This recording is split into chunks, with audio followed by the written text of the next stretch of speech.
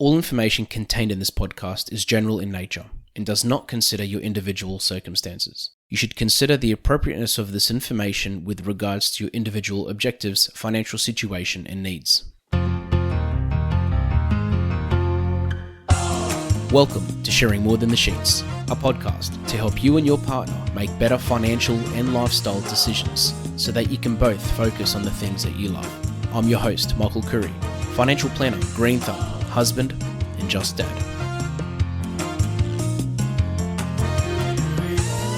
This segment is called Michael's Magic Moment. It's my opportunity to play a little snippet from one of our previous episodes, which resonated with our listeners, that I received feedback from, or I felt really had an impact on some people's lives. Hope you enjoy it.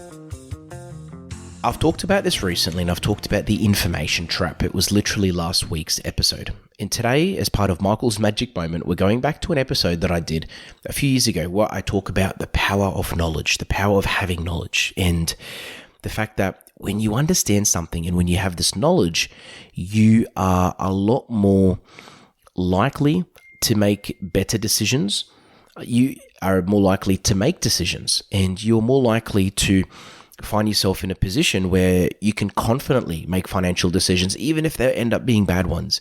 You know that you did the proper research and you knew what to do. You had the right information around you, and you were able to make you can in a way, calculate a decision. I mean, even us as financial advisors, we don't have a crystal ball.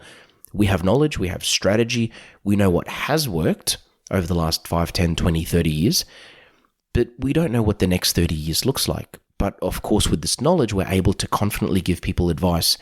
And, I heard this once from another advisor, but we work out the least worst of all the best options, and when it comes to making decisions with this knowledge, it gives you power. With power, you can make decisions confidently, you can make more of them, and hopefully make better decisions so that you can improve your situation. I hope you enjoy. When I was at school, they definitely didn't teach enough about money. And today, I don't feel like they teach kids enough about money and real life things that children should know, children should know so that when they're adults, they know it. But today, I really wanted to highlight the importance of this financial literacy thing and just really highlight the importance of you educating yourself on money. And while it's great to have a financial advisor, a great accountant, a great mortgage broker, people around you that can really give you guidance and assistance, it's important to be educated. Now, with me and my clients, I like to explain things. I like to educate them. I don't expect anyone to become an investment whiz overnight, but I like to explain things enough so that they're comfortable with it and that they understand it.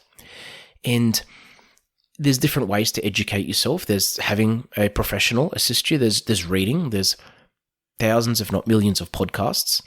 There are videos out there. Now, of course, some are very bad and you need to be careful and you can't listen and trust everything you see online. But there's a lot of knowledge out there, ways of you educating yourself. The benefit that I see in knowledge and financial education, and this obviously helps when someone sees a financial advisor and I help my clients and educate them. But one of the biggest benefits is when you have knowledge, you have confidence. When you have confidence, you're more likely to make decisions. Because when you don't have knowledge and you lack that and you lack confidence in yourself and your decisions, you're less likely to invest. You're less likely to make financial decisions that are probably best for you and your family.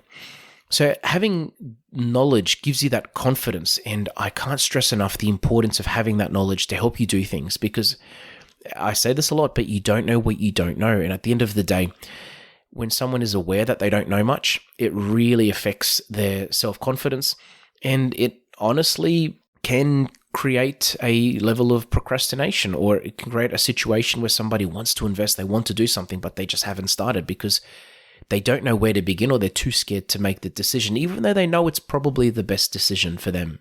The other part as well is when you have this education, you're able to make better decisions around other parts of your life, because let's say, for example, you need to buy a car. Having that knowledge means that you confidently know that you can potentially afford a car. If you want to set up a business, if you want to run a business, there are many business owners out there that do not understand the concept of money and finances enough. They understand business in a way that they understand their role in that business, whether they're a plumber or an accountant or a cafe owner, but they're not money-minded. And it's okay to not be money-minded, but at the same time, even if you're not money-minded, it's important to educate yourself and try to at least learn a bit to understand these things, because it helps you, most likely, it will help you run the business better. It will help you make better decisions in the business. And if you're sitting on the edge of knowing whether you should start a business or not, it'll probably encourage you to start a business if you feel like you have enough financial knowledge to make those decisions. The other big one as well is when you have financial literacy. When I say financial literacy, by the way, I'm talking about knowing how to create a budget, knowing how to set up different types of accounts or what accounts should be used for, planning for retirement, knowing how superannuation works, knowing the difference between a credit card and a personal loan. Things which you probably know, but you'd be very surprised many people don't have a proper grasp of. The other thing as well is just knowing how to track your personal spending, because here's another thing. There are many times that I'll meet someone which really needs help managing their money, really needs help monitoring where things are going, what's going in, what's going out, but they're too scared to look. Why are they too scared to look? Because they don't understand it. And this level of, you can call it financial ignorance, can be a bit dangerous, because it's essentially putting your head in the sand and just assuming that everything's going to be okay doesn't usually help. The biggest thing as well is when there's lack of financial literacy and there are bad financial decisions made, it can create some serious issues like debt burdens. Many people can find themselves in very high levels of debt because it was either poor spending or poor lack of monitoring their spending or preparation or projections. And they can end up with a lot of debt, which can cause a lot of issues like bad credit, bankruptcy, potentially having a car or a house taken off them. Now, I know this sounds a bit serious. Maybe I'm going a little bit extreme, but these things do happen. And usually the root cause is lack of financial literacy.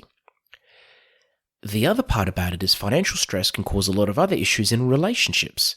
And sometimes it could be because the person looking after the money isn't financially literate enough to do it, and the other person just trusts them and assumes everything's okay, and then they figure out 3 or 4 or 10 years later that things are not okay.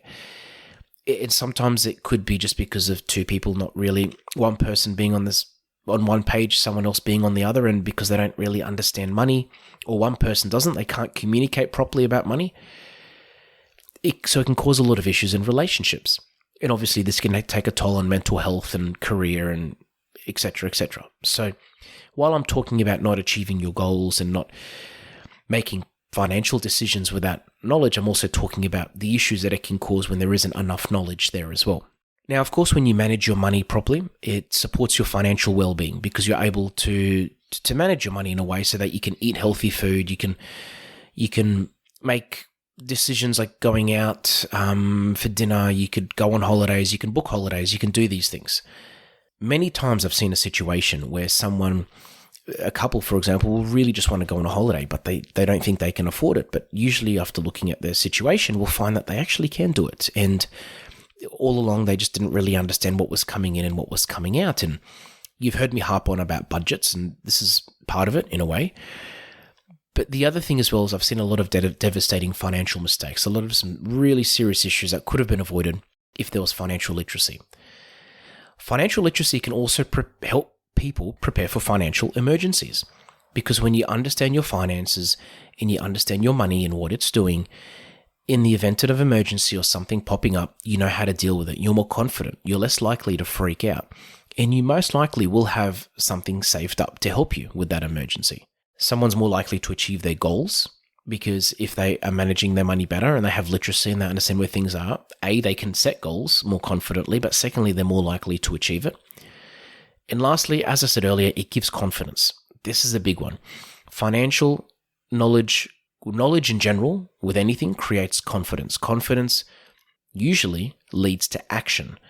Action is the only way you will get positive results out of your financial situation. Doing nothing usually doesn't do anything. It doesn't get you anywhere.